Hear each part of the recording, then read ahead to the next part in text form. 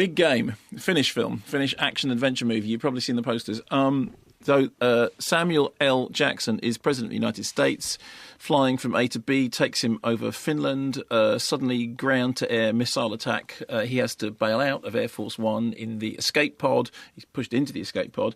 And then he lands he lands in Germany, because it's actually shot in Germany, but it's Finland. It's kind of, Germany pretending to be Finland. Germany pretending to be Finland, exactly. All the Germans are walking around with Finnish accents. And there he meets Oskari, who is this 13-year-old Finnish boy who has been sent out into the forest to hunt and catch something as part of a rite of passage, which he must go through in order to call himself a man. Samuel L. Jackson is the president.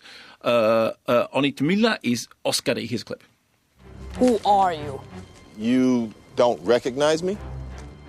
I'm William Allen Moore, the President of the United States. Are you hurt?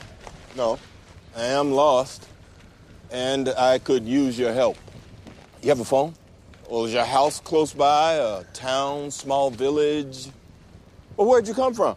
I mean, there must be something. I mean, did you just pop up out of the ground? Is it a comedy?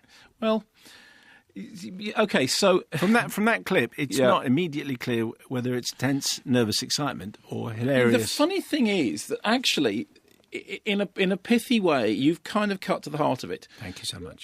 So it's directed by John Murray Hollander, who made Rare Exports, which is that really strange Christmas movie about wild Father Christmases, and does that interesting Nordic thing of not Scandinavian, Nordic.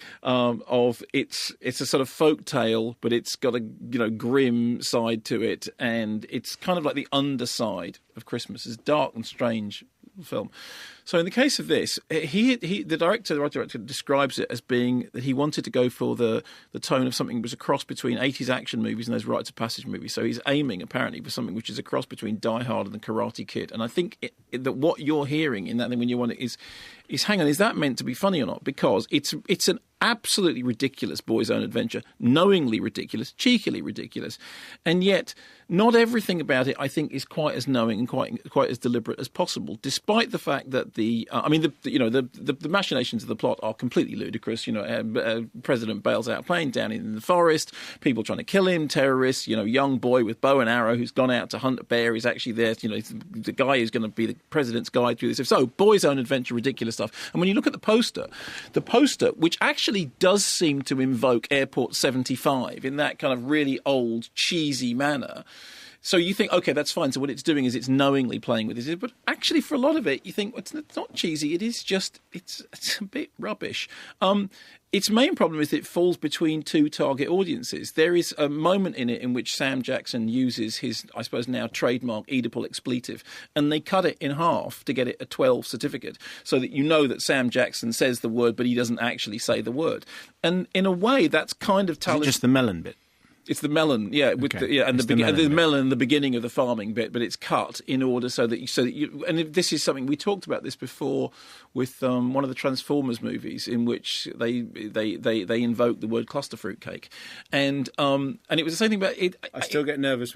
Is it okay to sort of the cutting of that word in a way is the central problem. Is even in the cut form, it seems completely out of place in a movie which up until that point seems to be playing like a younger kid's boy's own adventure, which is completely ridiculous because it's the 13-year-old kid with the bow and arrow meeting the president of the United States out in the woods whilst having that could be fine, but it's pushed to sort of to the borderline of 12A and 15 certificate territory, and therefore, unfortunately, it's too silly for the older audience. It's slightly too grown up for the younger audience. I'm not entirely sure that all the cheesiness is deliberately, knowingly cheesy. Jim Broadbent has a role in it in which he's sort of he spends a lot of it eating a sandwich, and there's a kind of character development in the fact that he's eating a sandwich. No, he's not finished. No, he's American. He's back at head Q quarters. HQ quarters HQ. Where does that come from? Come back to HQ quarters. It's Dad's Army, isn't it? I have no. He's back at HQ idea. Quarters eating a sandwich, and it's the whole thing is a little bit shambolic and a little bit messy in a way in which I can't quite tell how much of it is deliberate, and I suspect that it's not quite as deliberate as it's meant to be. I was disappointed by it and thought it was a bit rubbish, and I think the main rubbish thing about it is it can't quite figure out its own. It's not entirely without fun. I mean, there are things in it that are ridiculously, that if the whole thing was playing as a PG certificate movie, it would be fine. As it is, it doesn't quite seem to know what it is, and I don't believe that the cheesiness is entirely deliberate.